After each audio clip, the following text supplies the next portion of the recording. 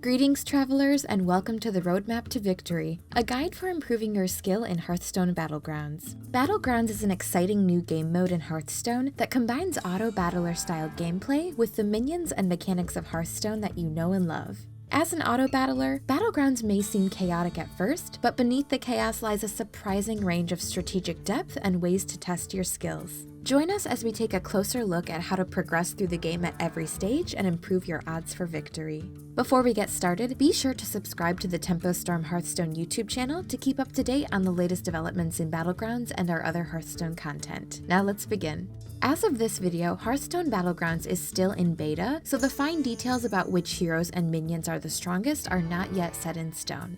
Rather than focus on builds and the particulars of the metagame that can change after a balance patch, let's review the fundamentals of the game and cultivate our skills in the long term. Hearthstone Battlegrounds is a game where your strength and the strength of your opponents develops over time, and as such, the game can be broken down into stages: the early game, mid-game, late game, and end game. Let's build a roadmap to carry us through these stages of the game to a top 4 finish and beyond. At every stage, the name of the game is development, and there are 2 fundamental types of development. Board development is about playing minions and putting as many stats on the board as possible so you can dominate your opponents in combat. Tavern development is about upgrading it quickly so you can purchase higher level minions earlier and be able to grow the strength of your team. So what is the priority? If you focus only on the board, you will dominate the first few turns, but the quality of the minions you purchase will suffer in the long run. On the other hand, if you focus only on ramping your tavern, your purchasing power will improve quickly, but you'll lose the early fights and you may not be able to survive to the late game.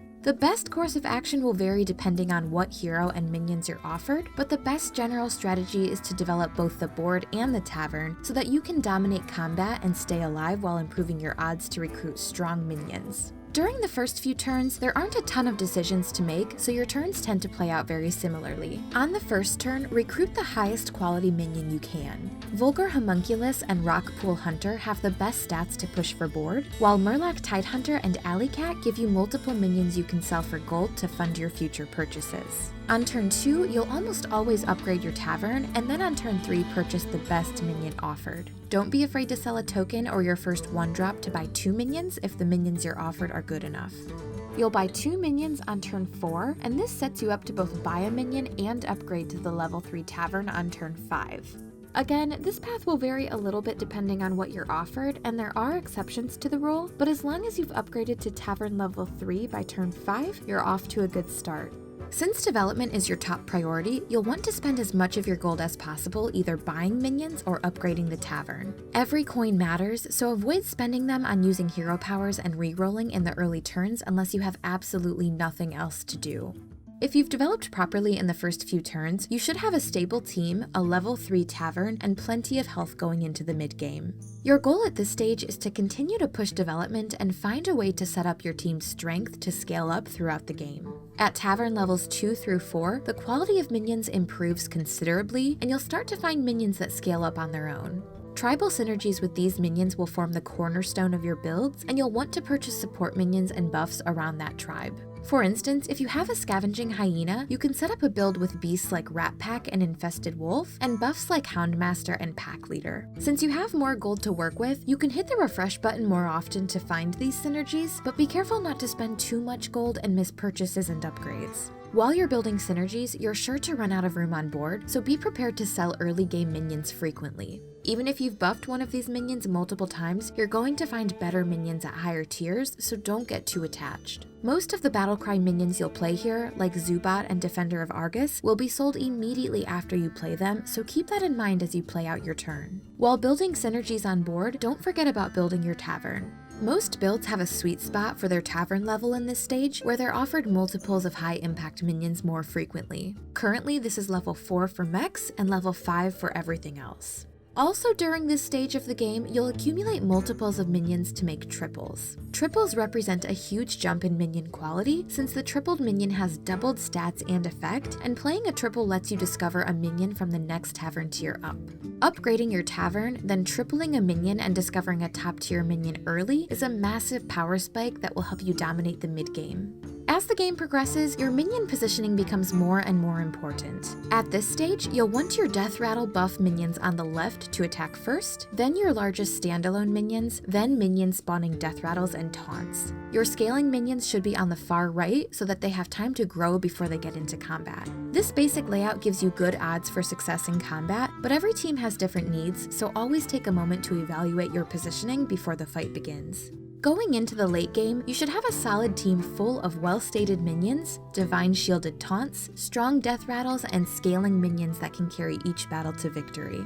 If you've made it this far, you should be in a good position to secure a top 4 finish, if not take the win outright. This deep in the game, your tavern should be level 5 or 6. Since you don't have to spend gold on upgrading your tavern much anymore, you have plenty of gold to work with, so start refreshing the tavern more aggressively to search for the most powerful standalone minions and high-level triples to add to your team, and the most powerful global buffs and death rattles to enhance them. You'll need to assess your team every round to find the weakest links in your squad and sell them to make room for improvements. Going into this stage, if you're still looking for a powerful build-around minion to carry you, and you see one that doesn't have synergies with your board, it's sometimes correct to pivot into a strategy that supports those cards and sell minions you've already invested in. Even this late, you can't afford to stop upgrading, so always work to improve your team every turn. If you have a hero power that affects the board, the late game is the time for that hero power to shine. Hero powers like those of Nefarian, Ragnaros the Firelord, George the Fallen, and the Grey Akka Zamzarak can have a huge impact on the board, and you'll have plenty of coin to work with at this stage to invest in them, so be sure to use them at every reasonable opportunity. Since most minions at this stage have powerful abilities, positioning for combat is now more important than ever.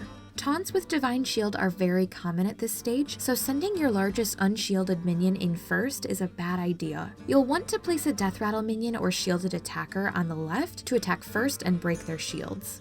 If you have smaller minions for buffing purposes like Lightfang Enforcer or Bran Bronzebeard, you can put them on shield breaking duty as well. Keep unshielded scaling minions on the far right away from your taunts, since cleaving effects like Foe Reaver 4000 and Cave Hydra are also very common. If you have cleavers of your own, they make good first attackers too, since they tend to break multiple shields. Death rattles that generate minions should be placed in the middle and between taunts in order to limit the damage from cleaves. If you have several minions that generate other minions off of death rattles or attack triggers, consider taking a strong 6-unit team to battle rather than 7 units, so you have room to generate the extra minions. If you suffer a defeat in a round because the wrong minions died first or attacked first, reevaluate your positioning and attack order and continue to improve your team on every turn. With a strong team and the right amount of luck, you'll make it past the top 4 to where only 1 or 2 other players remain. Not every well-developed team can make a deep run, so if you've made it this far, you probably have a strong team with huge stats and amazing synergies, so it's time to take it home. Endgame strategy is an extension of late-game strategy we've already discussed. As always, you'll want to develop your team aggressively, and this late in the game you'll want to search for the highest level triples that can win the game outright on their own. Since you'll probably play against this opponent more than once in a row, you'll also need to take your opponent's lineup into consideration. High-level sniping minions like Zap Slywick, Foe Reaper 4000, and Myaxna have a big impact here. Zap in particular can short-circuit a smaller scaling minion like Junkbot or Mama Bear before they can become real threats, so if Zap is giving you trouble, find a low attack minion like Annihilation Battlemaster or Myaxna to draw its attacks. If you lose a round in top 2 but are still in the game, reevaluate your positioning and push to develop your board even further, and keep your opponent's possible development in mind as well. In the end, the player with the best team and the best positioning tends to win, so work hard to make your team the best it can be. With these guidelines, you're well equipped to hit top 4 finishes consistently in Hearthstone Battlegrounds, and be even more likely to convert your top 4 finishes into wins.